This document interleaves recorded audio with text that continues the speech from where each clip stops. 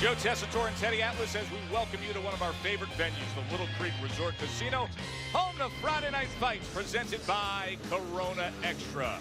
The event center here, wonderful place with passionate fans in Shelton, Washington. Tonight they're going to see light heavyweights in our main event. Thomas Williams, he's 15-0, 10 knockouts, a recent win in his first scheduled 10-rounder. He's going to move up to main event status against 21-2 Cornelius White. But we're going to waste no time in getting you right to action. Our co-feature set to go, 10 rounds, featherweights. Former titleist Rico Ramos takes on this man, Jonathan Arrellano, 26-year-old from Southern California, checks in at 5'6", 125.8. He's 1-2-1 in his last 4 bouts. Facing off with Rico Ramos, a 26-year-old former WBA super bantamweight titleist.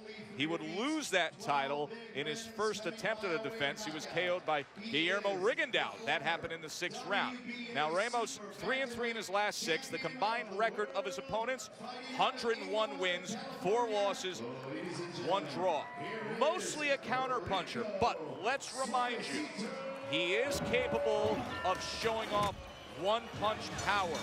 We take you back to that title shot, July 2011, against Akumi Shimoto, and you see the hook, the one-punch power of Rico Ramos, the 26-year-old in action tonight. So featherweights will get us started. Time to see what these fighters need to do to look like a champ. Brought to you by Just for Men. Teddy. Well, let's start with the former champion Ramos. Your trainer said you wanted to get inside. Well, prove it. And work the left hook to the body when you get there. And for Arrellano, well, when he goes into his shell, you must work. And the body would be a good idea for you to go to also. Got Bobby Howard as a referee. When you receive your instructions in your dressing room, know what I expect. A good, clean fight. We talk about honor. Fight that way. Shake them up and get it on. Go Hawks. Go Hawks, he says, Teddy. Go Hawks, says Bobby Howard here in front of the home crowd with a Super Bowl coming up next weekend. Yeah, well, he knows where he is, and he's looking to grab a little attention on national television, so he just did.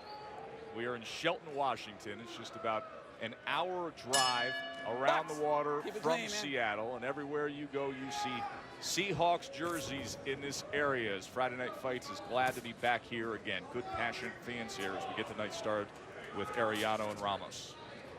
Ramos has lost 2 of his last 3 and 3 of his last 5. Along the way, Fight clean, fight out of it, guys. Box out of it. He lost his confidence. He needs to find it. Tonight would be a good time to find it. Good opponent to find it against? Yeah, I would say so. I mean, unless you're going down, really down to the barrel and, you know, dropping down the ladder of boxing talent. But I would say so. Arrellano also has only 1 win in his last 4 fights, and that win was close, a majority decision. So it should be an interesting match, maybe a chess match. I hope not. If it is, I hope at least aggressive chess. But both these guys' temperaments are to counter. Be careful. Be cautious. First glimpse of it from Ramos.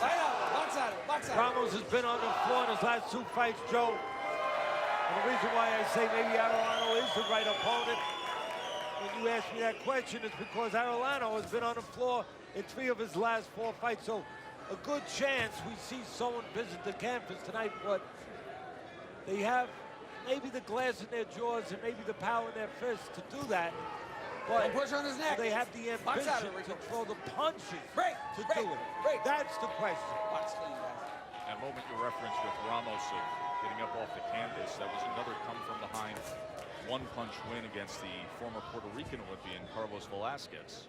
No, the reason why, when you ask me the question, is Arrellano the right guy for Ramos to get his confidence with? Well, I look at his record, and Arrellano had a draw early in his career with an 0-2-1 fighter. So we'll see if Arrellano is the right guy for Ramos. Again, it's about temperaments. Everyone said styles and physical talent, you know, skill sets. But to me, it's always about what's inside you, inside your mind, your temperament, your disposition. Both these guys are careful. Now, Arrellano tried to come forward with that right hand behind the jab. There's that lead hook from Rico Ramos, the former titleist. Remember, you can go to Facebook to judge the round all night long. Log on to the Friday Night Fights Facebook page. We got light heavyweights coming up in our main event. Undefeated Thomas Williams Jr. plus plenty from the Friday Night Fights studio. And Todd Grisham. Good evening, Todd. Good evening, Joe. A huge weekend of the sweet science awaits us, and you know that we will get you fully prepared. But before we look forward, we'll also look back on what was billed as the biggest all-Canadian fight in Canadian history. Jean Pascal's impressive unanimous decision victory over Lucien Boutte. Teddy Atlas gives us his opinion on what the result means for both fighters. Plus, his last two fights have been right here on Friday Night Fights. Poland's undefeated heavyweight Artur Szpilka takes a big step up in competition tomorrow. We'll have a preview of his fight. Also another Friday Night Fight alum, Juan Carlos Burgos, in one of the biggest fights of his career. Make sure to be a part of the program. You can reach out to me on Twitter, as well as our Friday Night Fights contributor, longtime Ring Magazine editor Nigel Collins. Don't forget to score tonight's fights using our Facebook app. You can find it on our Friday Night Fights Facebook page. I'll see you in a few minutes, but right now, let's send you back out to round two. Joe, good to have you back. Nice to be back, Todd. Look forward to hearing what Todd has to say with Teddy and Nigel. He mentions Nigel. By the way, fans, if you're scoring along at home on Facebook, open up another window and go on Twitter and follow Nigel Collins, because when he tweets alongside Friday Night Fights, you get great insight, good perspective, wonderful links. A must follow if you're a boxing fan. Friday Night Fights with Nigel. What might be a smart, I don't know if it's a follow, but suggestion for Arrellano would be, if you're going to throw anything, throw it to the body of Ramos. You know, he's been on the floor a couple times in his career from body shots. These are the things you need to know. Preparation. You know, you got next week the Super Bowl. Both those teams are going to be scouting, and they've scouted, and they're going to be prepared. They know the tendencies of each other. They don't go in there blind. It should be no different in anything you approach professionally and in this sport. Arrellano, if I have that information, his people should have that information. And it should be put in there, into a game plan.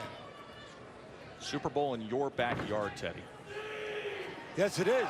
Who would have thought that? Don't hold, guys. Both of you. Box out. Yes, sir. And the Seahawk chant continues here at the Little Creek Casino Resort in Shelton, Washington. They did it in the first round. And here they are again. Times are good to be a local fan. They got live boxing here, and they got the Seahawks in the big one. Well, not much to cheer for in the ring. So why not for the Seahawks? Watch your heads coming in. Unfortunately, they're looking like the Seahawks. Very defensive-minded. That's right. We've seen plenty of this through the years with Ramos, but we've also seen those one single moments of brilliance when he throws that punch right there, the left hook. And listen, you know, it's the temperament. I'm going to say it again, because the urgency has to be there. It's a crossroads fight, Joe, for both 26-year-olds who want to stop the downward spiral that I described before of their recent path, of what they've been doing. They don't want to continue down that road to becoming irrelevant, or in other words, an opponent. Good work now by Ramos as he gets Arrellano into the corner. Landed two good punches, and there's an uppercut now by Arrellano as he tried to turn things around in this last minute of round two. And he literally turned things around. He switched places. Smart move, got off the ropes, made a little spin, and turned Ramos onto the ropes. And again, you see a little bit of the desperation, the urgency showing itself right now, and it should show itself, because the loser, as I said before, he becomes an opponent. Both these guys can put the other guy down. We talked about that before. Good action to close out round number two between our featherweights here. We got light heavyweights coming up in the main event. Cornelius White against the 15-0 Thomas Williams Jr. Through all the years, I always say this to you, when we get a fight like this, a 15-0 guy who's yet to take a real big test up. What do we have in front of us with Thomas Williams Jr.? Well, with Thomas Williams Jr., first of all, we have it in his blood. I mean, he was grown up, he was brought up to be a fighter. His father was a former heavyweight contender. Matter of fact, a former amateur star in the heavyweights, Thomas Williams Sr.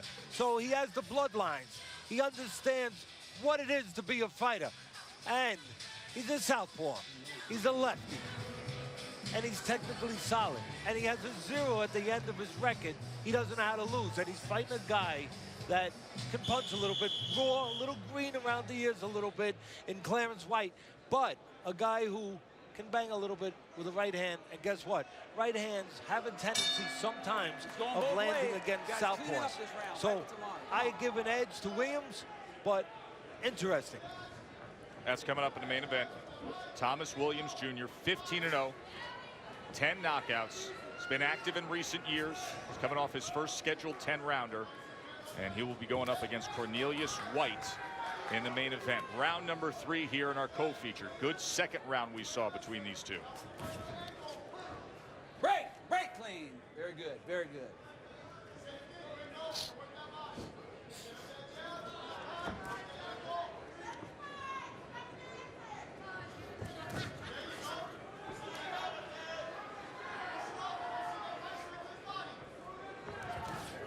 Watch your heads, guys. Careful.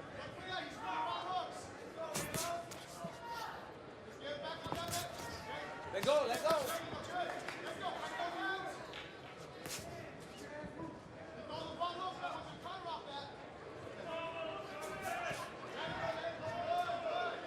You touched on it earlier, Joe. He's hoping he's not in that position again. But Ramos, his last fight, it was going into the L column.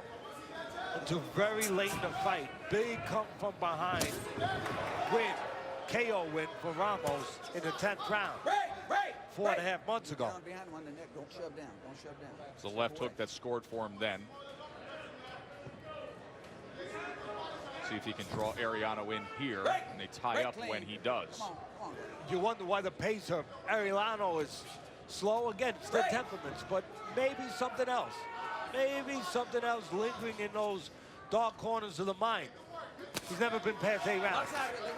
So you always wonder with a guy who's stepping up with somebody more experienced, and he's never been the distance. You wonder if he's, well, if he's pacing himself, or if he's worried about getting into the late rounds, and maybe even subconsciously he's holding back a little. His last 5 fights have gone the exact scheduled 8. And he's 2-2-1 over the course of those 5. This is the kind of fight where obviously not a lot of going on. If somebody uses the jab in the center of the ring there, where sometimes there's a stalemate. Somebody uses that jab and controls that center of the ring. That somebody can grab rounds. Neither guy willing to really work out of this situation on the inside, as you see that left arm of Ramos put behind Arrellano. See, those are the 2 things in this kind of fight that's not scintillating. Not a lot to separate guys. Nobody taking command. Who jams on the outside can have the lead, and who makes himself work inside and not tie up on the inside. Stop! ESPN Friday Night Fights is presented by Corona Extra, who invites you to find your beach. And in part by Fridays. In here, it's always Friday. That's the Salish Cliffs Golf Course at the Little Creek Casino Resort here in Shelton, Washington.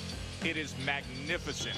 Waterfront, beautiful mountain views, ranked as the 6th best golf course in the entire state, according to Golf Digest magazine. A few years ago, when it came out, it was listed as one of the top new golf courses in the entire country. They do a magnificent job here, led by their CEO, Michael Starr. Glad he's hosting us again here in Shelton. Yeah, Michael Starr goes out of his way to have all his people really make us feel very comfortable, very much at home. And for fans on the East Coast watching us right now, look at this event center and a crowd that's here at 6 in the afternoon local time to show up and watch a fight night like this. Good fans here packing a nice size arena to come out early, 6 o'clock on a Friday night. Time in. Box. Ramos he's been cut by head clashes in 2 fights in his career. You can see he falls in with that head once in a while. Let go of the arm. Let go. You know, you talked about his best punch, obviously, for Ramos. The one that won him the title, the one that pulled him from behind in his last fight, the left hook. Well, there's a reason for it. You know, he's naturally lefty, but he's fighting out of the orthodox stance. So his power is in that lead hand, the left hook hand. And, and there it is. And he just stands and looks over him like prey that's been hunted down as he scores the knockdown. 4, 5, 6, 7, 8. Lock him strong. Lock him. Walk him. Walk him. Would you like to remind us one more time what his best punch is, Teddy? I think the point well taken. But here's the problem. Not a finisher. Not a go-get-your guy after you hurt you. Look at the Matter of fact, temperament. now he's retreating. He goes into a counter-punch stance and disposition for a moment after scoring the knockdown. And that's exactly why Ramos has lost 3 of his last 5, 2 of his last 3. Because he doesn't have that fire burning. Let go. Box out of it. Does have the power in the left hook, but not the fire in him. Not the logs on that fire to really get the blaze going. More willingness to infight here between these two in round 4. You saw Arrellano fire off the uppercut and Ramos return with one of his own. Now don't forget now, Ramos, he's been on the floor. We talked about it. On the floor his last 2 fights. There's still hope for Arrellano. Hope that's being given to him as we speak by Ramos slowing the pace. Step back when I say that. Ramos taking a pit stop when he's in the Indy 500, 20 laps ahead. Go figure. Touched him with that left hand to the body moments ago. Caught a little bit of the right elbow of Arrellano. There's another hook and another knockdown. How about that? 2 for 2. 3, 4, 5, 6, 7, 8, 9. I'm good. Big 4th round for the former titleist.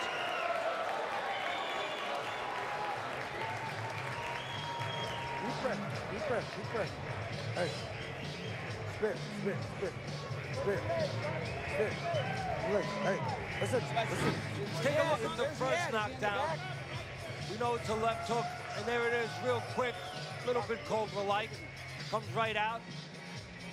Then he gets close. He inches his way to the doorsteps and smashes through the door. Inches his way close. Nothing fancy. Puts his shoulder behind it. Gets that power. And there's a look at the second knockdown. Not much different. Again, gets in there into range. Takes a little jump at him. Arrellano's vision not real good, and he cooperates. He drops his right hand. Just as that left hook is coming at Arrellano, what does he do? He drops his right hand. Why? Well, maybe the brain signal was already there that he was going to throw a right hand. Who knows? You know, we talked about a knockout with Barthélemy and Mendez, and people talked about the referee wasn't in place and that the punches came right after the bell. But the signal was sent already from the brain to Barthélemy's arms to let those punches go. Well, maybe the signal there, even though it was a bad signal, was sent to Arrellano. You know, get that right hand, get ready to start throwing it. He starts to drop it, and he does see that Ramos is coming with the left hook. Because how else do you explain the right hand dropping to leave a welcome mat for that left hook by Ramos? He crashed through the door that welcome mat led to. Don't hold, let go. Give yourself some room and box out of it.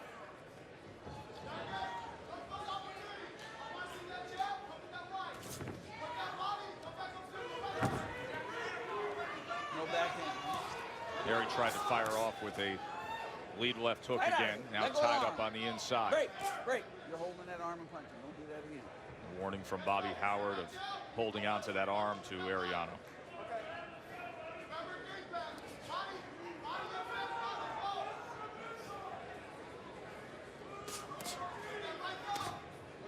get very infrequent jabs.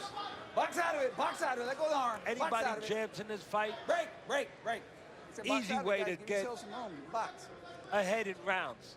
So infrequent that moments ago when Ramos jabbed with even limited success, it gets your attention.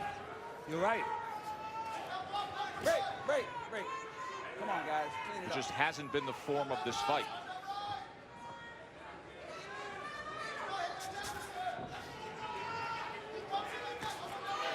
And again, it's all about temperament. It's all about what your makeup is, what your psychological makeup is. Ramos box out of it, just had a fight on the floor twice in the last round, but still, a cautiousness to him. People wonder why? Because that's what he is. So he's always been. Former WBA super bantamweight titleist Rico Ramos. Light heavyweights will be coming up in our main event. Thomas Williams Jr. is undefeated at 15-0. We will see what he offers up against the 21-win veteran Cornelius White. Of course, we invite you to go to Facebook as he invites him to the canvas. Again, third knockdown of the night, scored by Ramos. 5, 6, 7, 8. Watch him, he's strong. You want to keep going? And the same kind of punch, left hook and a little jump with that left hook. Stop at the bell. Stop. Take a look at the knockdown, the last round, slow-mo. Look, the right hand again goes away. I mean, a lot of people, and I don't blame you, at home are saying, what is going on? A left hook's coming, and Ramos is just opening the door and welcoming, or Arrellano, I should say, welcoming that left hook. Again, little short circuit going on in the mind of Arrellano. He's not seeing things well. He's not looking at what he needs to look at, obviously, at Ramos, at the shoulders, at the arm area, at what's coming at him. He's got one thing in mind, or something else is coming. Box out of it, box out of it. I'm sure Henry Ramirez, his trainer, feels the same way. And he catches him for a moment here and backs him up. Ramos doesn't look steady now all of a sudden here, with still 2:11 to go in the sixth. Box out of it, guys. I think part of that was a little bit of a touching with the feet. Break clean, break a little clean. tripping with the feet there. That was awkward balance he showed. Let's see if he has gathered himself here. Don't hold, Rico. Let go. Let go. Box out of both of you. Step back and box. There you go. Ramos always gives you a chance to have hope, to come back. Again, because it's a very careful, cautious attitude that Ramos works with. Stay off his neck, Rico. Stay off his neck. You can make an argument that if Arrellano used his jab tonight, Joe, every round except the rounds that he got dropped, he could win just by jabbing. You have a chance to win a round. No doubt about it. It's there for the taking. Simple work would get it done. Don't be spinning. I saw that. Don't be spinning. And guess what? Maybe if you're jabbing, because the jab you think of offensive, you know, it's scoring points, but it's also a defensive tool. Fight out of it. If you're using the jab, maybe those left hooks that came, maybe they never come. Step back and box. Maybe Ramos was kept busy with the jab and not throwing the hook. Break. You know, Adrian Broner, he lost his fight to Maldonado, his first loss. Wasn't busy enough. A lot of fights, a lot of the opposition he was fighting, he was allowed to get away with that. Allowed to pick his spots, pick the pace up when he wanted to. But against Maldonado, he opened the door to be kept defensive, to be jumped on, because of the habit he had formed by not being busy enough. You're not being busy enough, sometimes you allow guys to walk right into that front door. Looks like Arrellano now starting to walk into that front door a little bit. Understand the bell. Step back and box. There you go. Take a short break and be right back. End of six. You know, sometimes you don't notice these things during the course of a fight, but we have replay for them. Look at that. A sneaky left hook in between a long left uppercut of Ramos. Arrellano threw that left hook. He got in that front door that's left open by Ramos, and he snuck a nice little short left hook in between a wide uppercut of Ramos. There's still hope for Arrellano. Be interesting to see if more of those opportunities arise here, as we have 4 rounds to go in our co-feature. Joe, they're gonna arise because of what we've been talking about from the beginning, that Ramos allows you to get back into fights. Yeah, he has power. Yeah, he can put you on the floor. But he doesn't go after you. He doesn't finish you. He doesn't close the show. And because of that, he allows hope. Hope for Arrellano.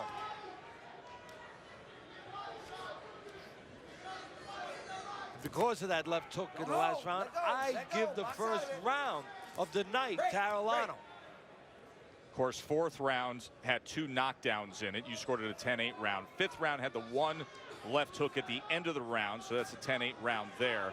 And then the first round going for Arrellano. Facebook, we invite you to join in at any point throughout the night. You can go to the Friday Night Fight Facebook page and join in.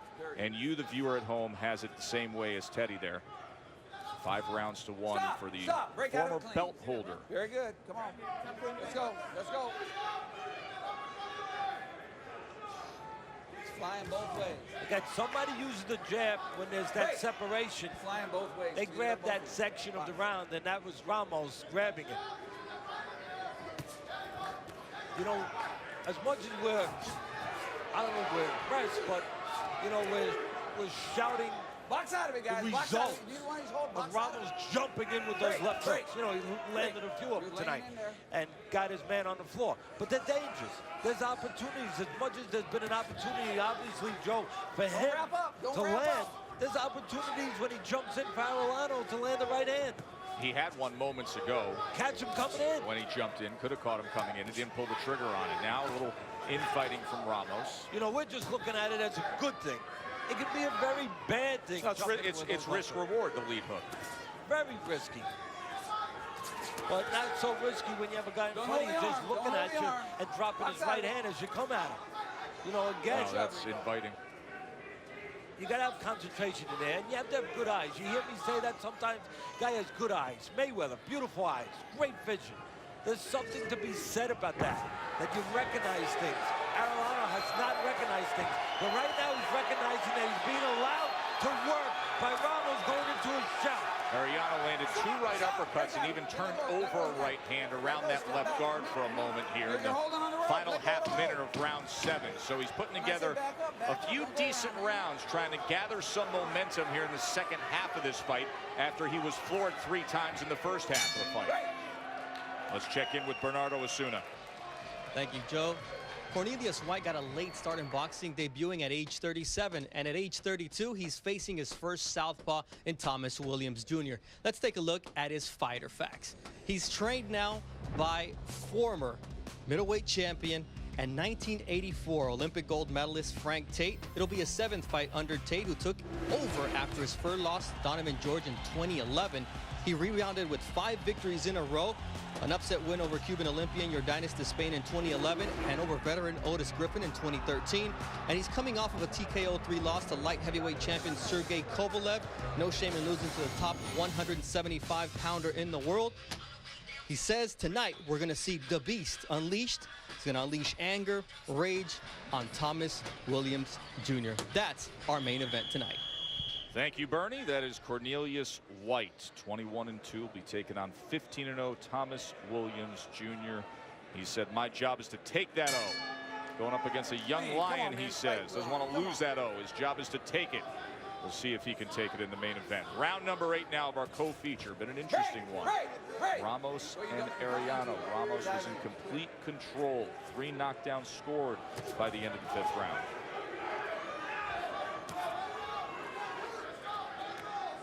What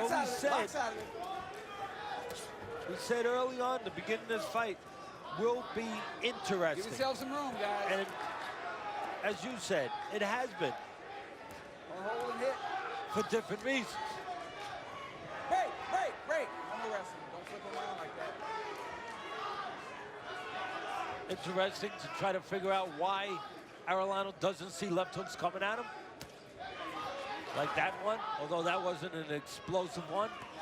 Interesting to see how Ramos, even though he's got the lead, will be willing to seemingly give up the lead.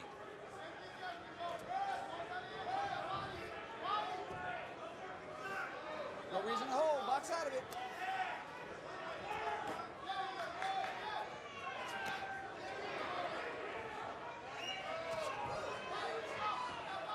Arrellano's been allowed to get on the inside.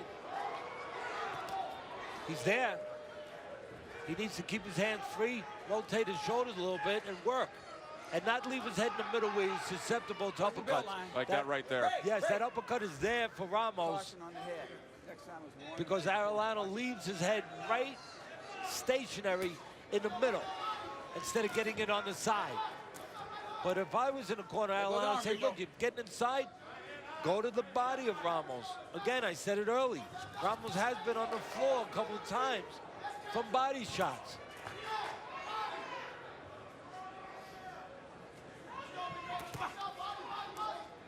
You can see some swelling on the right side of the face of Watch your Arrellano, heads. obviously Watch your heads. the target of those left hands Box out from of it. You're Ramos. laying in there.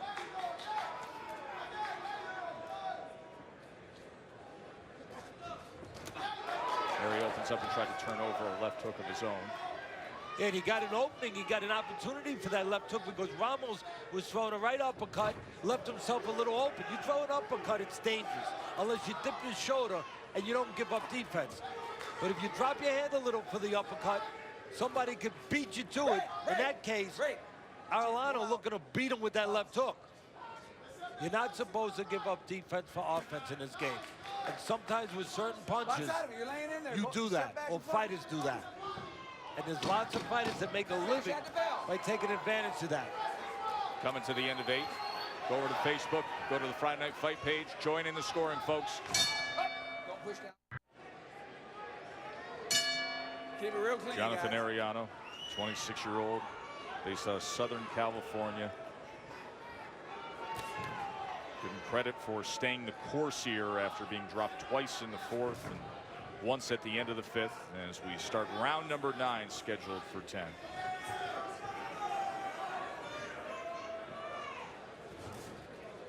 Box out of it. Box out of it. Let go of the arm. There you go. Good job that time, guys.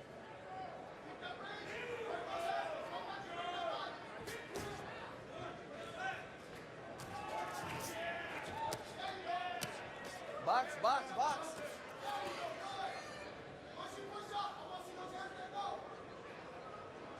Again, no jabs. Well, as I say it, Ramos makes me a liar, and he uses his jab. But the point I'm making is plenty of opportunities to dominate when both guys opposing in front Stop. with Get out that little clean. Break it up separation clean. between them. Stop. Same thing. Break it up clean. There you go.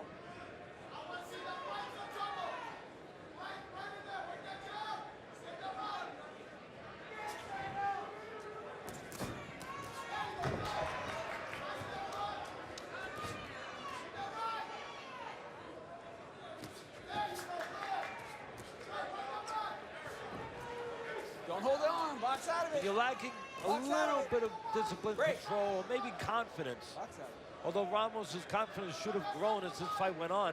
Sometimes you fall in, Joe. Sometimes you throw a punch instead of staying together, instead of staying a little bit in position. Don't You do hold it, that. go, let You go, fall let in. go. And that's lack of confidence, there of you course, go. lack of discipline. You could say lack of balance, technique, but lack of confidence because you're not sure of yourself. So you're more sure of falling in and smothering the other guy than staying in position to do It's the something. easier answer. Yes. See, again, an easy answer. Break. For Break. Ramos, if he had more control, more confidence, he would go in there, keep a little separation, and look to do work, not just fall in and hope that he's safe. Break. And you see a lot of it this round, what I'm describing from Ramos. And a lot of lost opportunities because of it when he does get inside. Because his mind is on smothering, surviving, just falling in close, not on doing work and finding something when he gets in close. And of course, you could knock Arrellano too. He gets inside, he's not moving his hands enough.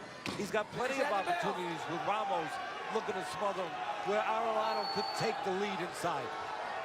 1 round to go when we return here on Friday Night Fights. Usually when a fighter scores 2 knockdowns in a single round, and it's the 4th round, the analyst doesn't say, you know, he's not much of a finisher, and we could still see a lot of opportunity for the opponent and this go the distance. But then again, you're not the typical analyst. Here we are in the 10th round, and he scored another knockdown after you made that statement, and we're in the 10th round, Teddy. Yeah, well, you got to know what you're watching, and you got to recognize, you know, not just somebody in trunks and somebody with muscles and somebody maybe with speed and maybe not with speed, but you got to recognize what they are. Hey, let's finish clean. Hey, and Ramos, well, you can recognize, if you know the sport, you can recognize what Ramos is, and in some ways, what he's not. He's not a fiery guy. He's not a guy with tremendous confidence right now, and therefore, he's not a great finisher. don't lay on his neck. Come on. You got to peek inside, guys. Have X-ray vision a little bit. You're holding on the far side. My mentor, Coach D'Amato, he used to say all the time to me that, you know, it's not what's outside with the fight, it's what's inside. And by the way that they go about their business, you can see what's inside. Don't hold on this side and hit, Jonathan. That's all that. Coach was a believer in knowing something about a fighter's background before you got involved with him, Joe. You know, so you could maybe have a better chance of Get out of it. understanding what they can and can't do in their career, what they can be led to, what they can't be led to. He'd like to know that maybe they had traumatic experiences in their childhood. Maybe those experiences made them more careful, too careful, more cautious, too cautious. Or maybe they had experiences where they had to deal with tremendous pressure, tremendous discipline, tremendous responsibility. And that could make them a candidate to be a tremendous fighter. Stop! Wait! Good sportsmanship, guys. Come on, good sportsmanship. Final minute here, as Arrellano has offered up very, very little in a fight where he's obviously trailing by wide margins. I don't mind you pivoting, but don't rotate around.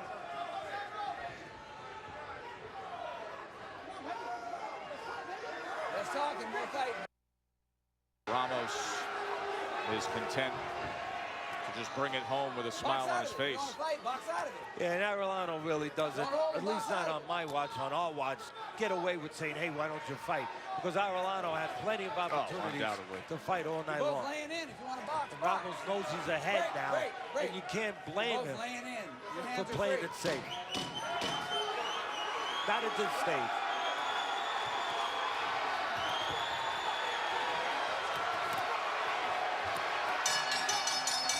Amazing how courageous it is when they hear the tap of a 10 count and the light is at the end of a tunnel, isn't it? Exactly. All of a sudden you'll punch then. We're going to take a short break. We'll hear from the judges. We will hear from Todd and Teddy with all the news and analysis and get set for the main event. Do not go anywhere. Stay with us. ESPN Friday Night Fights presented by Corona Extra is brought to you by Just for Men Auto Stop, the foolproof way to get rid of gray. We're just about 10 minutes away from Washington's state capital in Olympia. We're here in Shelton, Washington at the Little Creek Casino Resort Event Center. Rico Ramos, Jonathan Arrellano was our co-feature in the 4th round. Ramos started with the left hook. He wouldn't end, Teddy. 2 knockdowns scored. Here's the first. Just walks right in with that left hook and maybe jumps in, and he does jump in. Does Ramos work the first time? Why not do it the second time and maybe the 3rd time? And again, people at home will say, why on earth does Arrellano move his right hand away when the left hook's coming? Because he didn't recognize the left hook coming. He tried to work his way back in, Arrellano. Had a decent-looking 6th round, a little bit of effort in the 7th, but in the end he stalled out, and Ramos brought it home. Teddy's scorecard looks this way, 98-90. We highlight the 2 rounds with the knockdowns, the multiple knockdowns in the 4th, the 1 single knockdown in the 5th. Facebook, you the viewer at home, 8 rounds to 2 does not account for what would be 10-8 or 10-7 rounds on Facebook. You see the percentage vote of Ramos over Arrellano, 8 rounds to 2. Let's go up to the ring and get the decision for that, the very likable Barry Egan. Shelton, how about a big round of applause for these two valiant warriors? To the scorecards we go. Judge Tim Wood scores the bout 98-88. Judges Hunter Walton and Alan Krebs score the bout 98-89 for the winner. By unanimous decision, Rico Suavecito Ramos. Rico's now 23-3, the former belt holder, and Jonathan Arrellano, the third loss of his career, he falls to 14-3-2. We've got an undefeated fighter coming up in our main event as Thomas Williams Jr., the light heavyweight, will be taking on Cornelius. For another preview of that fight, we say hello to Bernardo. Thank you, Joe. And Thomas Williams Jr. has a fan-friendly style that he honed following his father to the gym at the age of 4. He was a heavyweight fighter, and he's a light heavyweight. Let's take a look at his fighter facts. He stayed quite active, fighting 14 times in the last 3 years. All 10 of his knockouts have come in that span, and his last 2 decisions have been over veterans against Otis Griffin and Yusuf Mack. He's trained by George Peterson, who guided Paul Williams to titles at welterweight and 154 pounds. And after Paul Williams' accident, he wants to be the man who gets Peterson back into elite-level fights. And he feels he's about 3 fights away from a world title shot, and he wants Sergey Kovalev by the end of 2014. He says he's got a taste of being a main event fighter. He got picked up in a limo instead of a big white van at the airport, and he doesn't want to go back to being an undercard fighter. He's riding in style as Thomas Williams Jr. Will he be feeling that way at the end of tonight, trying to stay unbeaten? That is our main event. It is coming up in just moments. Williams and White. For now, the Friday Night Fight studio and Todd Grisham. Take it away, Todd. Will do, Joe. Big weekend ahead in boxing, and let's start with Mikey Garcia, who's been about as impressive as almost any other fighter on the planet since becoming a professional. He's 33-0 with 28 knockouts and is on many people's top pound-for-pound list. In fact, there are whispers in the air that Garcia might jump up a few weight classes to face Manny Pacquiao one day. But first things first, he has to keep winning. Tomorrow night, Garcia meets Juan Carlos Burgos, who, despite coming off back-to-back draws, is considered one of the top 130-pounders in the world. The weigh-in was held this afternoon in New York. Burgos, 129 pounds. Garcia, 129.2. Now, despite all the talk about Garcia's future, he knows he cannot afford to look past Burgos tomorrow night. I expect a very good fight from him. He knows what's at stake. He's very hungry. He's very motivated. He believes that the title that I hold should belong to him for what happened a year ago. And that's why I need to be in the best shape possible, because I got to take on the best Juan Carlos Burgos Saturday night. I don't think it's going to be an easy fight for either one of us. I'm ready to go 12 rounds if it takes 12 rounds to beat him. And I do expect him to be there for a long night because he is a tough, durable opponent. That fight taking place in the theater at Madison Square Garden. Both fighters are 26 years old. Garcia, of course, with a perfect record. Burgos 31-2, but both those draws could certainly have been victories for the Mexican fighter. We now bring in Teddy Atlas. And Teddy, Mikey Garcia headed for superstardom as long as he keeps winning. What does he have to do tomorrow night to remain unbeaten? Oh, his greatest strength, do what he does. He's a boxer, he's a counterpuncher. His greatest strength is he's got a calm demeanor. He's together. He doesn't falter in that kind of way. But Burgos, the problem he could present, he wants to present, is he's got a reach advantage. And if he uses that long jab, he could keep Garcia out of his comfort zone where he can't counter, he can't box. But no problem. Then he'll go in his corner and he'll get a kick in the backside by his brother, and he'll make the adjustment that he has to make, that he's done before in the past. He'll be aggressive. In the end, well, he wins the fight. Garcia wins. Why? Well, because he's like you. He's just better than the other guy. I guess it depends on who the other guy is, Teddy, but I appreciate that compliment. Let's talk about the undercard fight tomorrow. You're better than all the other guys. Thank you, Teddy. God bless you. That's simple. All right, well, let's talk about the unbeaten Artur Szpilka. We've seen him on Friday Night Fights a couple of times. He was denied entering to the United States because of some visa issues, but he's here. He promises that he's 100%. You've seen him fight twice. What do you think about it? I think he gets hit too easy by very ordinary fighters. He gets hurt by very ordinary opponents. He's kind of like a car, a beautiful car that you see in the showroom.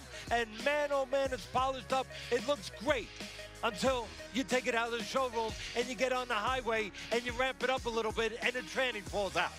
He gets hurt with fighters that good fighters should not get hurt with punches that good fighters should not get hurt with. Well, Mike Malo dropped him twice. What do you think happens? Is Bryant Jennings going to do the same thing? I think it's going to be interesting because he has heart. He gets up.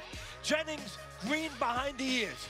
You know, he's didn't have many amateur fights, so there's hope for Szpilka in this fight. But Jennings is athletic enough, I think, and he's undefeated like Szpilka, but he has the confidence and the maturity. He's a little bit older. I think that Jennings is just a little better. I don't think he has the defensive flaws that I know Szpilka has. So because of that, and that's enough for me, I'm going with Jennings and with you. Thank you, Teddy. No defensive flaws for you. No defensive flaws for you. I know you like the triple jab. I've been working on it. We'll talk to you a little later on. The IBF Junior welterweight title will be on the line this weekend as well as Lamont Peterson faces Thierry Jean. Peterson was destroyed in his last fight by Lucas Matisse, but it was a non-title fight, so Peterson still technically a champion. The fight will take place in Peterson's hometown at the D.C. Armory in Washington.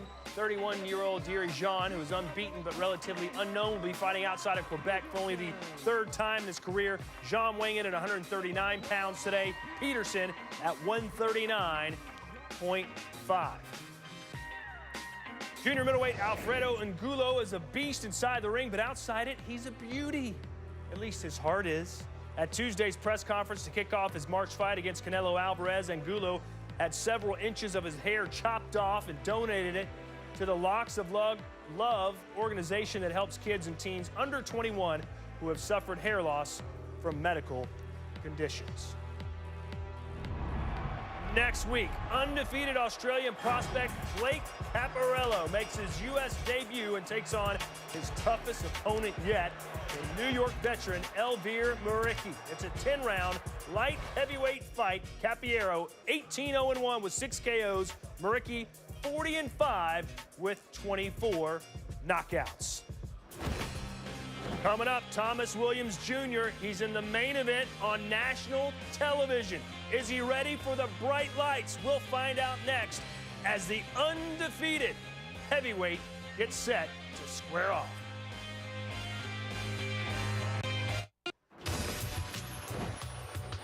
Coming up next, it's our main event as Cornelius White takes on Thomas Williams Jr. Plenty of firepower between these two. Only 2 combined losses, 26 knockouts. One of the most influential men in all of boxing, Jose Sulaiman, died last Thursday at the age of 82. Sulaiman was elected president of the WBC in 1975 and ruled with a style all his own, which rubbed many people the wrong way. He did have some positive impact in fighter safety, though. He was one of the driving forces behind the reduction of championship fights from 15 rounds to 12 and also championed the switch of official weigh-ins from the morning of a fight to the day before. But he was known more for his controversies, including his overt favoritism to Mexican fighters, ignoring his own rules, and a ranking system that at many times was laughable. He was born May 30th, 1931 in Mexico. By age 16, he was appointed as junior boxing commissioner. He was elected WBC president in '75 and was inducted into the World Boxing Hall of Fame and International Hall of Fame. When Floyd Mayweather wants to go somewhere, he goes there. Mayweather has returned home after what's been described as a boxing goodwill trip to South Africa. It took 36 years, but I'm here, Mayweather said after touching down. I just don't represent the red, white, and blue. I represent all of humanity. That's a lot of people. Muhammad Ali, perhaps the most famous and well-loved American fighter in Africa, to which Mayweather told the African press, Ali was the greatest, but I'm TBE, the best ever. The South African Sports Ministry hoped that Mayweather's four-city visit would help resuscitate the sport in that country. Mayweather told locals that he doesn't rule out having one of his final fights in Africa.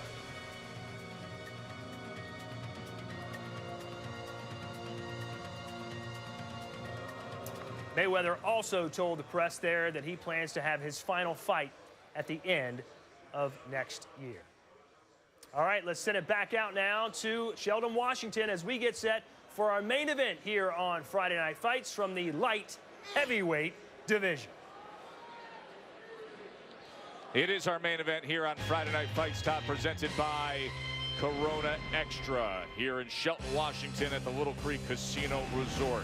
Light heavyweights, we got Thomas Williams, grew up around the fight game. Dad was a well-traveled and weathered heavyweight. Now it's his turn to see if he can forge ahead and stay unbeaten, putting his 15-0 mark up against the veteran Cornelius White. There's the 32-year-old Cornelius White, 6'2", an inch taller, checked in at 174.4, from Texas. Late to the game as a pro, turned pro at age 25, only 14 amateur fights. He has 5 wins between KO losses. He's knocked out by Don George. Then Kovalov just flattened him. And he's trained by the former U.S. gold medalist, former middleweight titleist, Frank Tate. And there's Thomas Williams. We've been talking plenty about the unbeaten southpaw. Natural righty, but his dad switched him up when he was younger, so he fights as a southpaw. His father was a former pro heavyweight, had 28 wins. He's been active, fought 5 times in 2011, 5 times in 2012, 4 times last year, and he's coming off his first scheduled 10-rounder. So let's get you set for White and Williams. Tech-savvy Teddy, the guy who still uses a fax machine over email, has some new toys in the fight plan, brought to you by Corona Extra.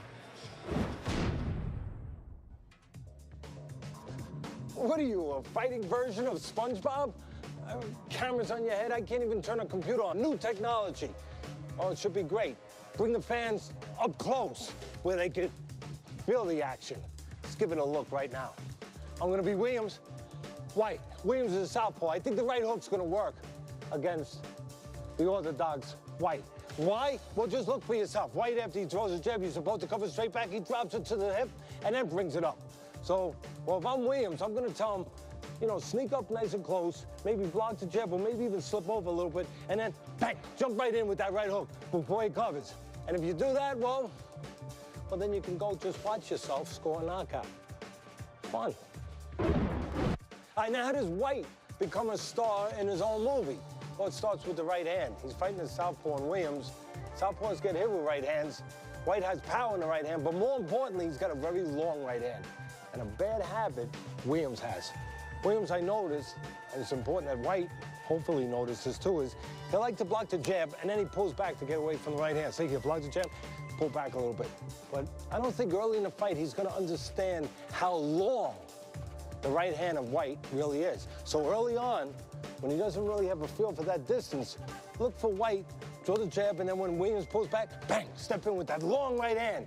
He does that, then it's lights, camera, action, knockout. Let's go watch a movie. And can you take that stuff off first? Let's go watch Iron Man with Michael Starr. He didn't take it off. I mean, he's got the GoPro cameras. Did Saul get a haircut just to duct tape the GoPro cameras to his head there? I just hope he takes it off before he goes home to see his beautiful daughter, Alexi, and he doesn't scare her. He's been wearing them around for 2 days, the GoPro cameras. 174.8 pounds. He is undefeated. 15 wins, no defeats, 10 wins coming by way of knockout. Fighting out of Washington, D.C., ladies and gentlemen, here is Thomas Top Dog Williams.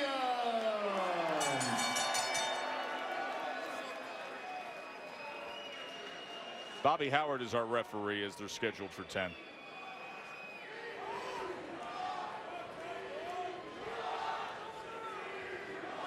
Gentlemen, you see your instructions in the dressing room. Know what I expect. A good, clean fight. This is the title. Let's fight with honor. Shake them up. 12 fans watching. Go Hawks. Another mention of Seahawks support for this Super Bowl frenzied crowd here in Shelton, Washington, as the referee puts forth that common chorus you will hear throughout this area. Go Hawks. You know, But White, I want a clean fight, gentlemen. his 2 losses, both losses by knockout, so you wonder about the chin, and both those losses were early. First round, third round, so vulnerability early for White. If Williams steps up the gas a little.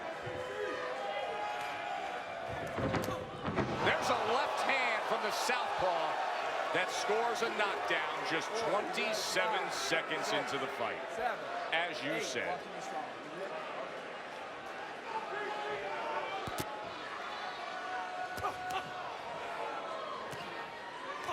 Again, very bad Punches habit in front. Go around the back. tall White has. Watch that left hand.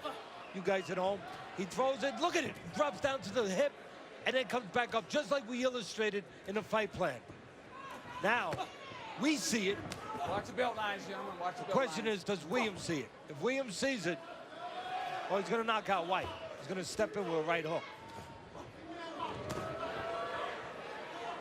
Keep an eye, there again, keep an eye on that left hand. After he throws it, Keep it clean. Don't hold doesn't the arm. travel Don't hold the straight arm. back the way it's Break, supposed break, to break. for a defensive cover. Like that. Drops down, leaves himself exposed.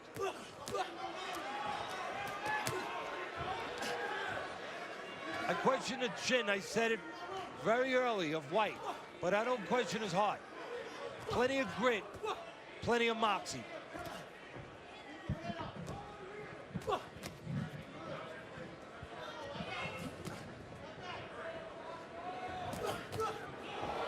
Straight left, short straight left that time. Yeah, there's that chin. There's that chin. Oh, And he there's scores the a power. knockdown of his own. There's the power that he does have, that we talk about. He has that power, and he showed it. 2 minutes into the fight, and each man has been down. He's gutsy, he survived getting hurt, and he has the power. Why does he have the power? Well, look at his body. He's wiry, he's tall, and he's got himself hurt again. Rock'em sock'em robot. But again, Williams does have the And he goes down for a second time. How about this first round? He's flopping like a fish. 7, Wobbly legs. Will they let it go? Walking me strong. Walking me strong. Walking me strong. 25 seconds to survive. Yeah, that's an eternity, that 25 seconds, when you're in this kind of shape. Show me something. Show me something. He doesn't look good. 15 seconds. Bent legs. That's it. And it's over. TKO victory. Thomas Williams.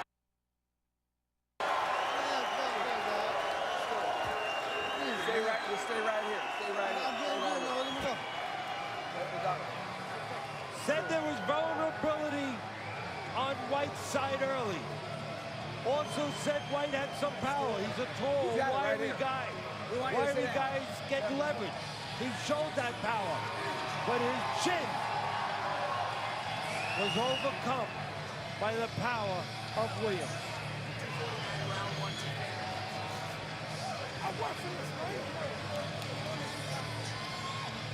Wasn't that fun, folks?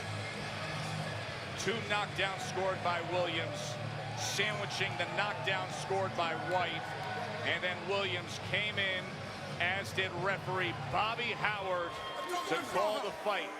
As Williams stays unbeaten. Teddy, we're going to give you plenty of time to take us through everything. Let's go back and show you the first knockdown.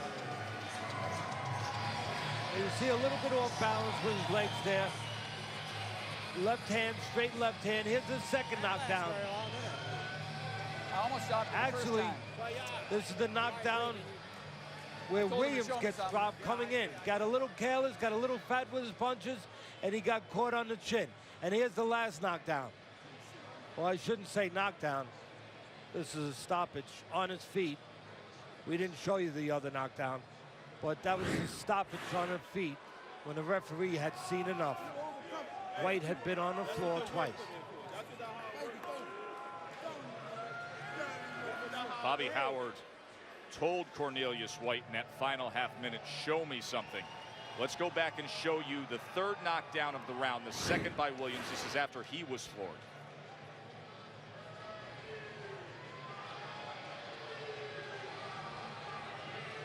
Another look at the second knockdown scored by Williams. Now, a little closer. On top of the head, the right hook, clipping him on top of the head. Williams catching him with that. Again, the power in the right hand, the right hook for the southpaw. Hard punch to see for an orthodox fighter. A punch we thought that White would be vulnerable to. But White, again, his lack of technique. He doesn't have many amateur fights, only 14 amateur fights. Williams, 62 amateur fights. You see White falling in there, flailing a little bit, and left himself open. Let's go up to Barry for the official particulars. Shelton, you have just seen the front runner for round of the year. Referee Bobby Howard stepped in to stop the bout. 2 minutes and 49 seconds into round number 1 for the winner by TKO and new NABO light heavyweight champion, Thomas Top Dog Williams. Now you heard him say early candidate for round of the year. Here's what we're going to do, folks. Keep it real simple for you. We're going to take a short break. When we come back, we will replay that wildly entertaining first round between Williams and White. Call your friends, tell them to tune in. You'll see it in full length when we return. The 3 knockdowns. Fun first round of our main event we just had here on Friday Night Fights, presented by Corona Extra. Joe Tessitore and Teddy Atlas ringside. Thomas Williams standing by in the ring with Bernardo Osuna. We're going to show you the entire wild first round that included 3 knockdowns and a TKO stoppage. But first, let's go up to the ring where Thomas is standing by with Bernie. Thank you very much, Joe. Well, Thomas, we said you had a fan-friendly style, and you started off knocking your opponent down, and then you visited the canvas for the first time in your career. Yes, sir. Talk to me about how exciting that first round was. Man, it was very exciting. Even though I ended up on the canvas, it was very exciting. Cornelius White, not taking anything away from him, he's a good fighter. You know, we worked on some things in the gym. You know, he caught me with a punch. You know, it happens in boxing. This is my first time being on the canvas, but it's what happens after that when you face adversity. And he put me on the canvas, and I said, you know what? It's time to go to work. Now, talk to me about what you saw that you were able to exploit. I seen when he was coming in, he was trying to load up on punches. I said, you know what? Just let your hands go. Step to the side, and you should be able to land anything you want. You said that you wanted to go out and put on a good show. You did that. How hurt were you? Oh, I wasn't hurt at all. It was more stunned and probably embarrassed my first time being on the canvas than anything. I wasn't that hurt. He actually surprised. I'm like, oh man, I'm on the canvas. I was like, oh man, let me get up, take my time, and go back to the plan me and Mr. Peterson set up. Now, you said you wanted to fight for a world title at 175 before the end of the year. Does this fight put you closer to that? I believe it's going to put me closer, you know, because Cornelius White, he fought the WBO world champion, and he took him 3 rounds, you know, and I think by me making a statement, only having 15 fights, stopping him in the first round, I think that makes a big statement. Well, it'll be limos from now on if you keep doing this, knocking opponents out. I want to thank my advisor, Al Heyman. I want to tell my daughter, Kalana, baby, watching at home, Daddy's okay. Daddy be home tomorrow. All right. Well, it reminds us of the man who was supposed to be here tonight. Kendall Holt was supposed to be the headliner. His opponent ended up hurt, and he was pulled off the card. But Kendall Holt had a first round much like this against Ricardo Torres. It just all comes back in the world of boxing. Joe Teddy, back to you. That's right. Bernardo Javier Molina was that scheduled opponent, but glad we did have Thomas Williams and Cornelius White to offer up such an entertaining first round. Our main event. Right now, we're going to go back and show you the entire round of how this fight played out. Teddy, feel free to join in, as this is how it went down, the 3 knockdowns and then the TKO stoppage of White and Williams. Thank you. I will join in. First of all, we talked about it early. We said it right away. Well, I said it right away. The White, both his losses by knockout, so your question is chin. Both were early, first round and third round. So you figure that Williams is supposed to have that information. And maybe he looked to jump on him, and there he did. He jumped on him, he closed the gap with the jab from the southpaw position, and he jumped on White early and dropped him. You know, another thing going into this is White, Not many amateur fights, only 14. Williams a lot more, 62. So he'd never been in with a southpaw. He never saw punches coming at him from this angle. Well, we talked about the wiriness of White. You know, wiry guys, well, they can usually get leverage and punch a little bit. Watch the belt lines. They need a little help sometimes. And I think you're going to see somewhere along here that Williams gives him a little help. Comes in a little reckless. Maybe he sees knockout in his mind. Figures he already dropped the guy, gets a little careless. Keep it clean. Don't hold the arm. Don't hold the arm. Break, break, break. Don't hold like that. Box.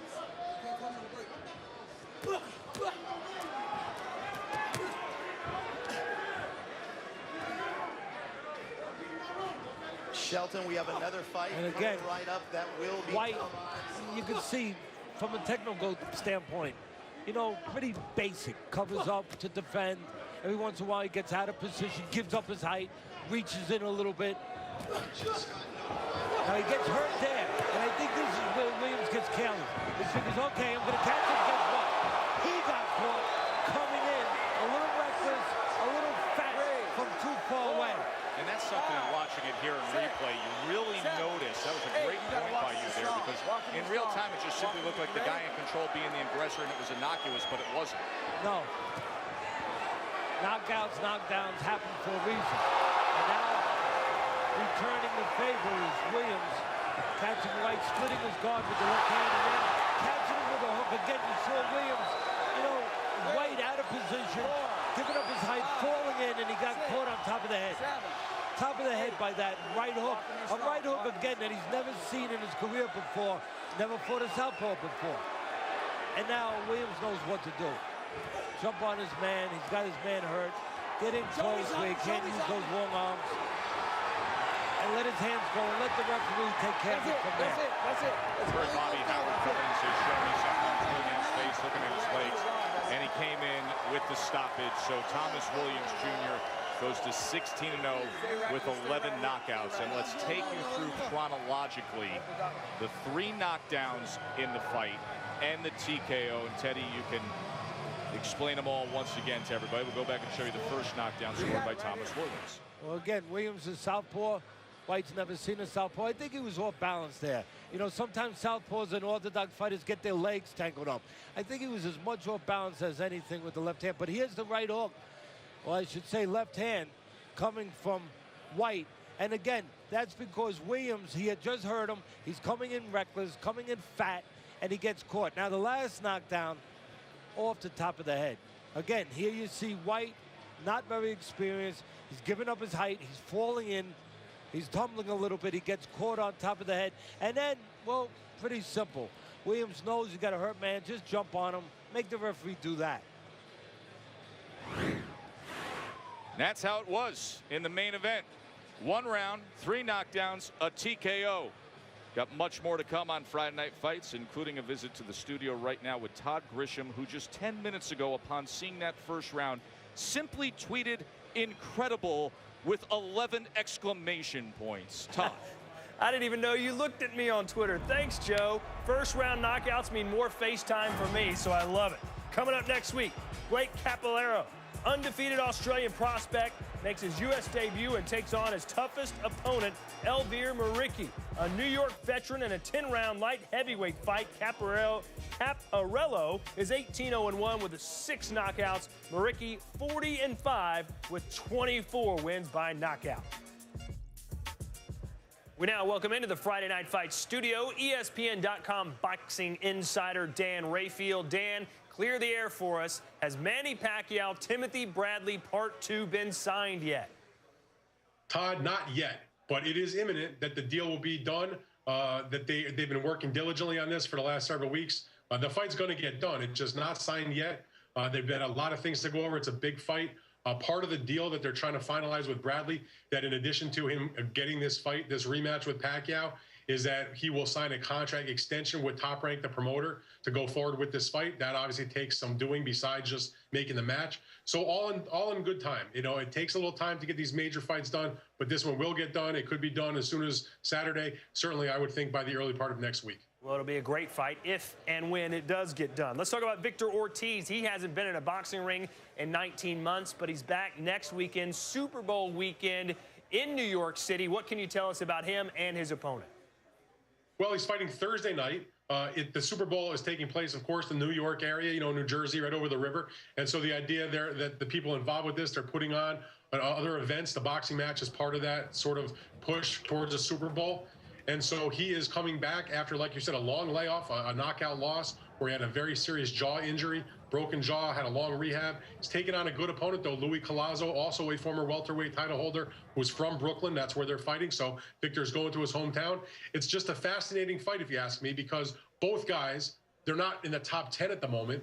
Victor mainly because he's coming off losses and hasn't been active. Louis hasn't been fighting top-notch opponents. But the winner of the fight is going to get a big fight. Golden Boy promotes both of them. They promote most of the bigger names in the welterweight division, other than the Pacquiao and Bradley guys. And so therefore, the winner of this fight setting himself up for a huge fight.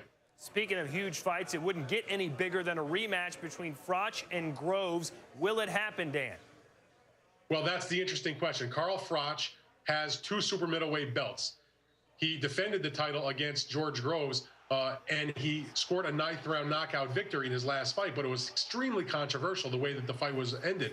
A lot of people were very upset with that, a very quick stoppage by referee Howard Foster. And so George Groves protested, and today the IBF ruled that Carl Froch had to give him a rematch within 90 days.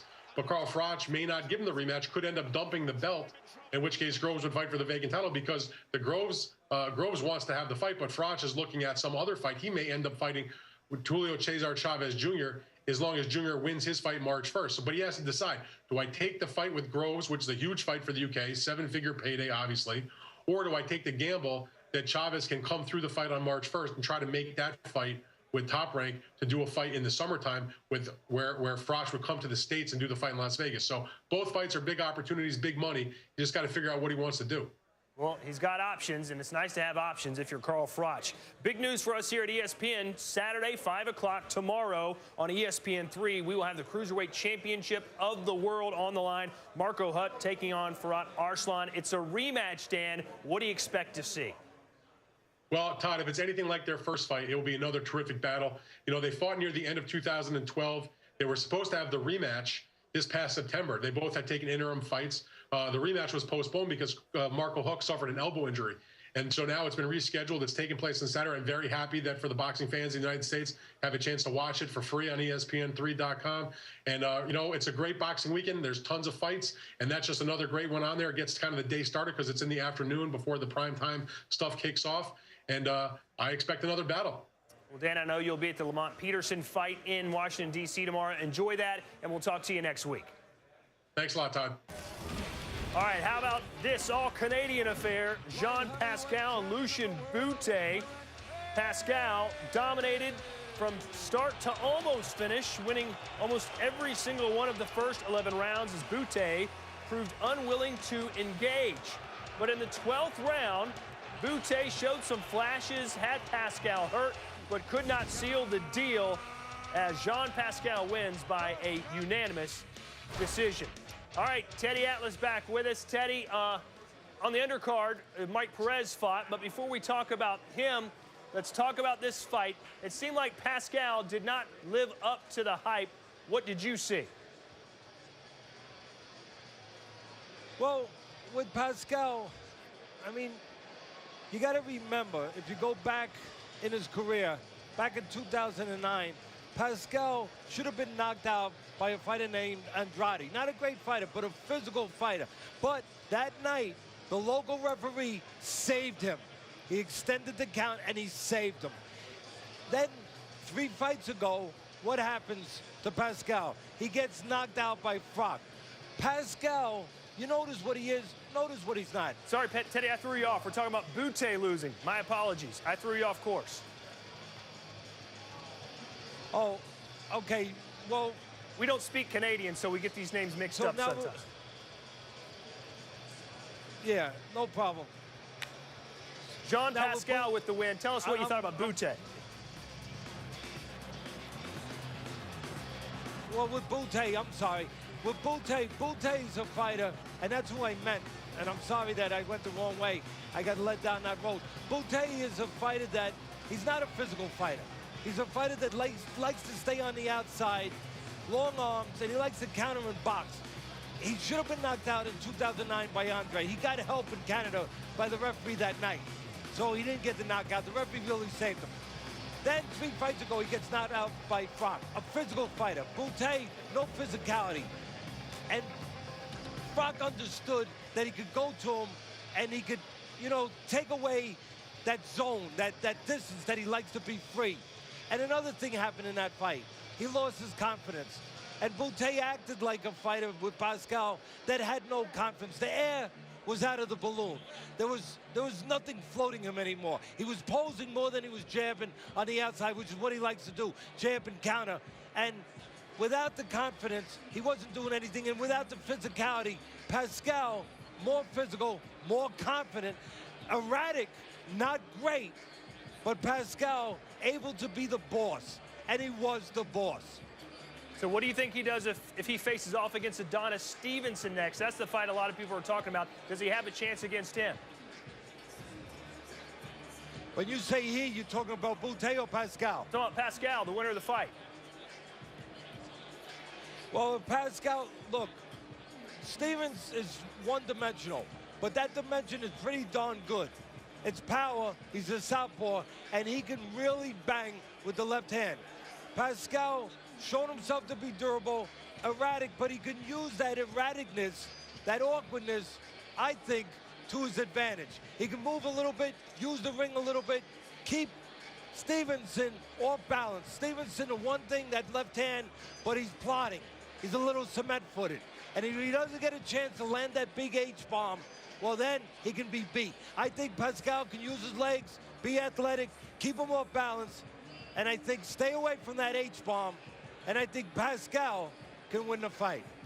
All right, we hope it happens. Teddy, on the undercard of the Boutte-Pascal fight, Mike Perez was fortunate to get a majority draw in his first fight since beating Mago Abdusalamov in a fight which, of course, left Abdusalamov in a coma, tragically ending his career. How much of an effect do you think that had on Perez in the ring Saturday night?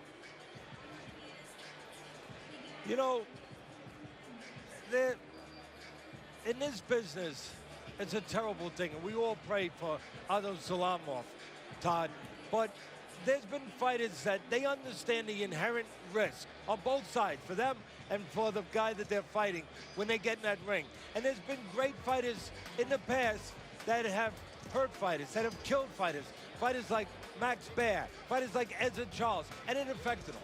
There's no doubt about it. But then there was maybe the greatest fighter of all time, Sugar Ray Robinson. He killed a fighter in the ring, and Jimmy Doyle, and it didn't affect him. He was the same guy, a vicious guy, he went after you. So you don't know how it affects. But for me, I can tell you that I do not believe Perez was affected by the fight that night. I think that it's a matter of overrating him. Against Abdusalamov, again, terrible tragedy. But as game as he was, he's too easy to hit. And he was getting hit all night. And Perez had his way all night, so we overrated him. I think a lot of people calling the fight, watching the fight, writing about the fight, they overrated him. He's a durable guy, he's got a good chin, but he's not great, he's not explosive. So we said, oh, wow, what a fighter. But now he fights in Takam. He fights a guy who's harder to hit than Abdusalamov. A guy who's not a southpaw, who's an orthodox fighter. And orthodox fighters, guess what? They got a right hand that can land against southpaws. Southpaw like Perez. And he had to worry about that. He had to be tentative about that. He missed more, and that made him tentative. That made him more careful. So I really don't. I will put my reputation on the line. Even though I don't know what's in his mind, I don't know what's in his heart. But from what I saw, from a professional standpoint, Perez was just exposed as not being as good as he looked against Abdusalamov. He was in there with a better fighter, a fighter that was harder to hit. I know, Teddy, you're still pulling for Abdusalamov. We talked about him right after the new year, that one of your New Year's resolutions was to keep praying and keep fighting for Abdusalamov to kick out. So I know our thoughts and prayers are still with him. Thanks for your time, Teddy. All right, when we return, more Friday night fights action. We've got a live bout headed your way next from Washington. Tonight's 4 foolproof punch of the night is brought to you by Just for Men. It is Rico Ramos in the 5th round, the 3rd knockdown he scored against Jonathan Arrellano. The left hook was working. Ramos would go on to win a 10-round unanimous decision, 23rd win of his career. Of course, we also had fireworks in our main event. You can go to ESPN.com to see highlights of that, or watch a full replay of Cornelius White and Thomas Williams on Watch ESPN. For now, 4 rounds between Marcello Gallardo and Juan Funez. Featherweights, young featherweights meeting up here. There's Gallardo, 3-0. He's 5'4", 126, 24-year-old from nearby Auburn, Washington. Juan Funez is 20 years old. He's from Van Nuys, California, 3-0 with a knockout. Paul Fields is the referee for the 4 rounder. 4 rounds in boxing. Don't punch behind the head. Keep your punches up. Keep it clean. Good luck to both.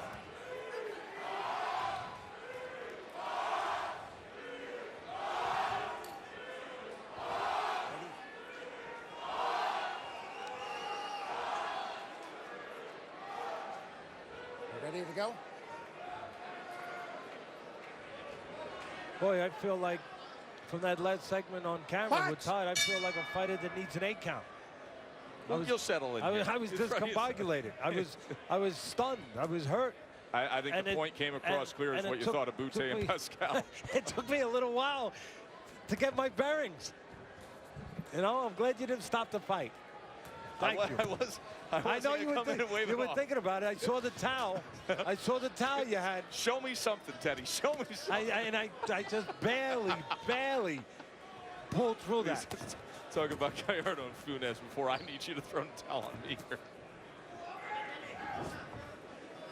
Gallardo, all his fights have been here in the state of Washington. He's 4 years older, a little bit bigger, turned pro 131. Last fight 128, while Funez turned pro 124. And his heaviest was 126. Tonight he tops that. Gallardo's targeting the body early on here. He gives up 6 inches. Funez 5'10", Gallardo 5'4". All the fights for Funez in California. Interesting match. 2 young 3-0 guys fighting each other. You know, early stage in their careers.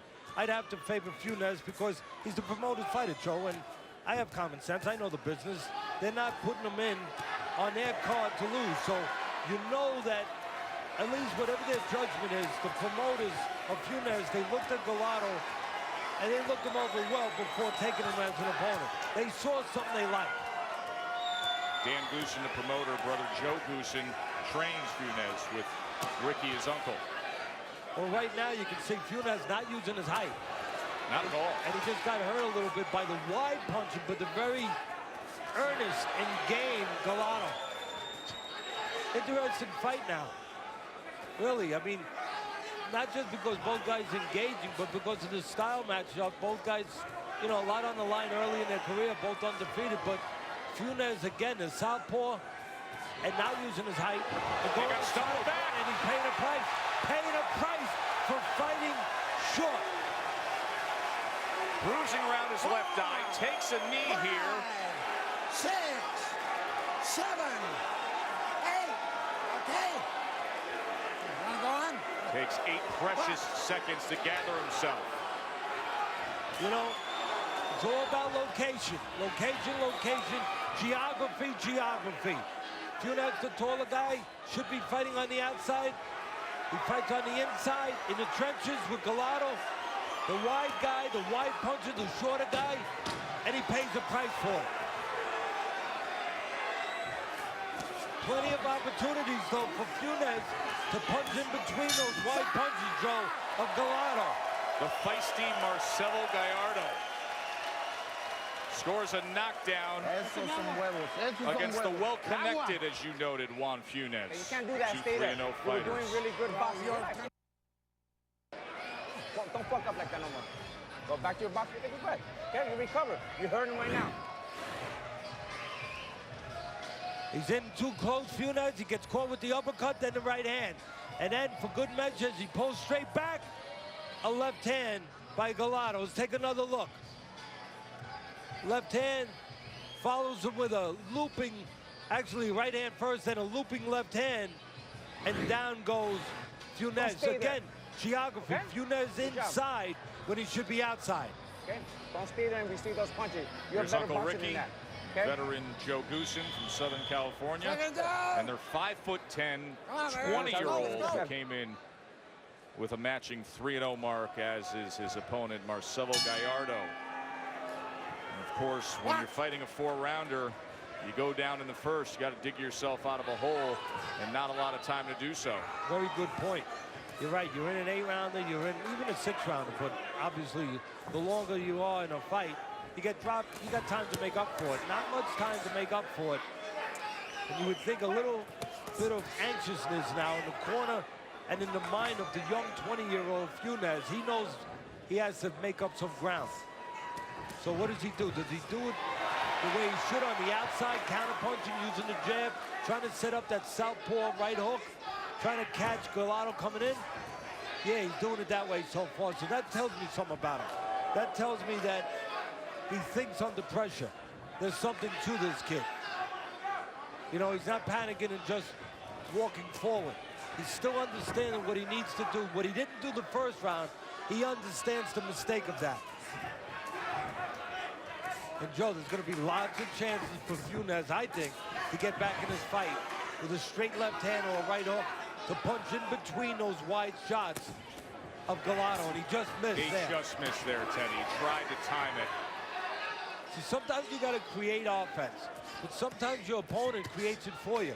Gallardo creates offensive opportunities for you by coming in a little wide. Right uppercut by Funez there on that last exchange. And then he goes to the body. Little swelling under the left eye of Funez. It started up at the end of the first round. You can see the red mark, and now it is grown more prominent here halfway through round 2. Again, still under distress here, Funez. You know, he's been dropped, undefeated kid coming into the fight, but still trying to get himself together and understanding I need to be on the outside and do work on the outside, not in the trenches, not with Gallardo.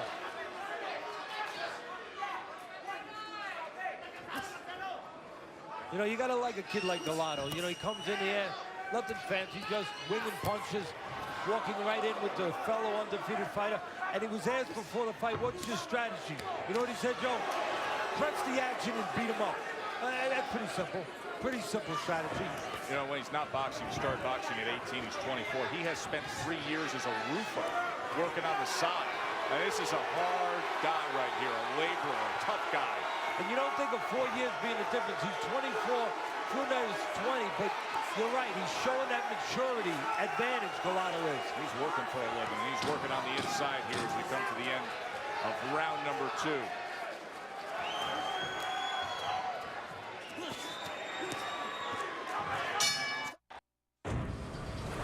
ESPN Friday Night Fights is presented by Corona Extra, who invites you to find your beach. So throughout the night, our fighters on this card have been finding the headshots. Rico Ramos and Thomas Williams Jr. both scoring victories. Ramos scored 3 knockdowns on his way to unanimous decision. Thomas Williams Jr. scored a first-round TKO in which he scored 2 knockdowns against Cornelius White and was down himself. And here in this fight, as we take a break here, as they tend to the corner and a mouthpiece, Marcello Gallardo, that fighter right there, the 5'4", 24-year-old who's 3-0, scored a knockdown in the first round against the 20-year-old 3-0 Juan Funez.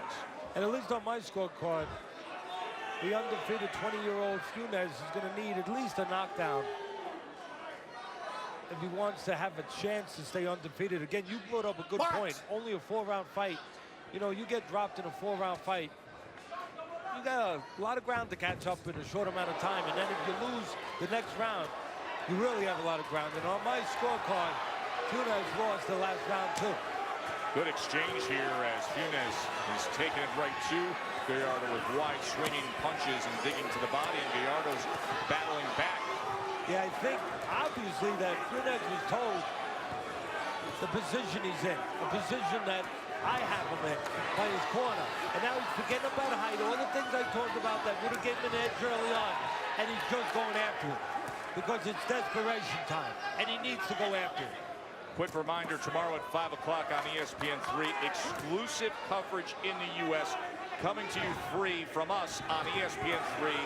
The WBO Cruiserweight title, Marco Huck, Farhat Arslan, the rematch. Huck won a unanimous decision in their first meeting back in November. Should be a good one. It's tomorrow on ESPN3 at 5 Eastern. So the advantage is seeing show itself a little bit now. Of course, it's coupled with the desperation of Funez, but Gallardo, not many amateur fights. Had a real small amateur career, only 16 fights. Funez, almost 70 amateur fights, and it's starting to show a little. But that game is of Gallardo. Yeah, that game is of Gallardo. Can't discount the size of her heart in a fighter. You know that old saying, it's not the size of the man in a fight, it's the size of the fight in the man.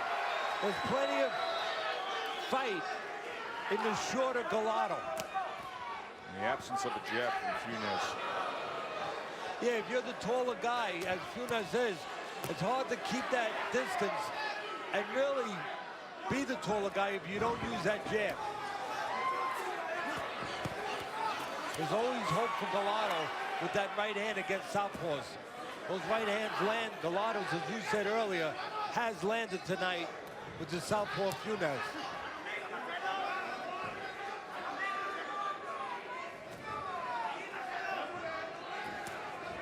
Funez has to take chances here. He looks winded, his mouth's open. You know, spent a lot of petrol early in this round, but he's got to go to the reserve tank.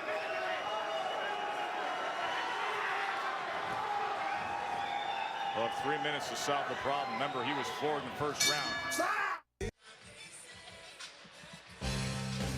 Reminder, next Friday night, Australia's Blake Caparello, who's 18-0-1, will be taking on Elvir Maricki. 40-win, longtime veteran Elvir Maricki, who, Teddy, I think I broadcasted an Elvir Maricki fight maybe about 10 years ago, 11 years ago with you in the corner. You were his trainer for many years. Yes, that's right. I think it was a Tuesday night fights back then with our late friend Scott Ledoux, may rest in peace, our good friend.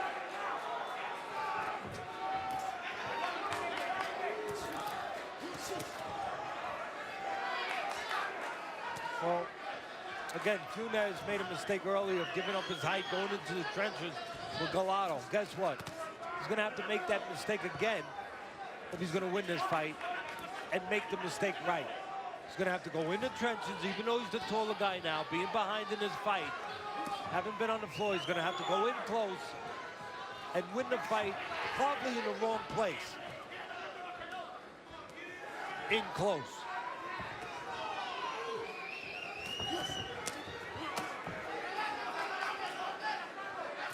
Both 3-0 for now. 2 minutes to decide who moves forward here as Gallardo got off to such a good start.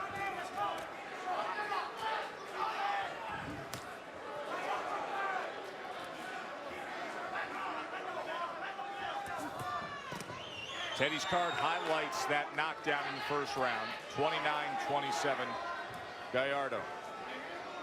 Facebook has it 2 rounds to 1.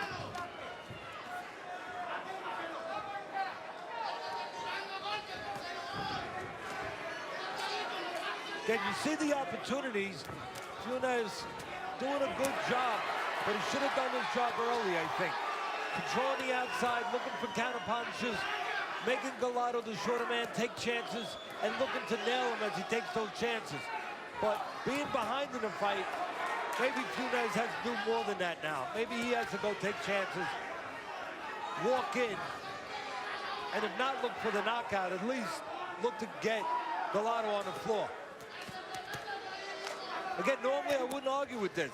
Standing on the outside, the taller man, looking to take what Gallardo gives him, and he's getting it. He's getting counter opportunities, but he might have to get a little more than that.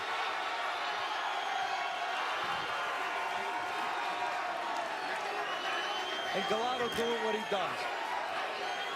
Coming in there, walking forward, throwing punches. Spirited effort here. Final half minute.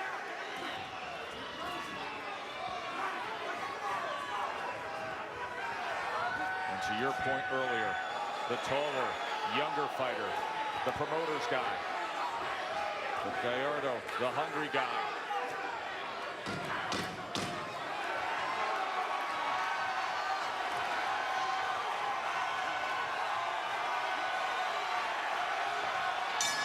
Crowd really enjoyed this one. Young featherweights with 4 rounds of action. A quick break, and then we will hear from the judges when we return to Friday Night Fights. Joe and Teddy back with you in Shelton, Washington. Marcello Gallardo scored a knockdown in the first round. And we said, hey, in a 4-round fight, that means the 3-0 Funez would have a lot to overcome. You saw Teddy's scorecard, and you see that the Facebook viewers agree that Gallardo won it. Let's go up. And let's not forget, of course, that, as we mentioned earlier, Funez is the promoter's fighter. Yes, he is. Thus, this could be intriguing when we send it up to the ring to Barry Egan. Shelton, how about a big round of applause for these 2 valiant warriors? To the scorecards we go. All 3 judges are in agreement, scoring the bout 38 to 37. Well, you know what that means. For the winner, by unanimous decision, out of Van Nuys, California, Juan. And you hear the boos. Because 38-37 is the only way you can add that up. When you got a 10-8 the first way, you had to give all the next 3 to Funez, 10-9, 10-9, 10-9, to arrive at that after Gallardo went 10-8 with the knockdown in the first round, and then was continued to be spirited and doing his job on the inside and taking the fight right to Funez. You know, a lot of times when you see injustices in this world, especially like in the political world, people will say, just follow the money if you want the answer. Well, in boxing, just follow the promoter. So Funez moves his mark to 4-0. Gallardo should be happy about his effort, even though he's now 3-1. What's Todd Grisham here in studio. According to our Dan Rayfield, welterweight titleist Marco Maidana and Adrian Broner are still headed towards a rematch, but it's not going to be in April, as Golden Boy had hoped. Maidana's camp told ESPN.com that Maidana's girlfriend is due to have their daughter in mid-March, and Maidana wants to be around for the birth and not in training camp. The fight is expected to take place in early summer. Next week, we're back with Blake Caparello from Australia taking on Elvir Maricki, a New York veteran, in a 10-round light heavyweight fight. For Joe Tessitore, Teddy Atlas, Bernardo Osuna, and our entire Friday Night Fights crew, I'm Todd Grisham. We'll see you next week in West Orange, New Jersey.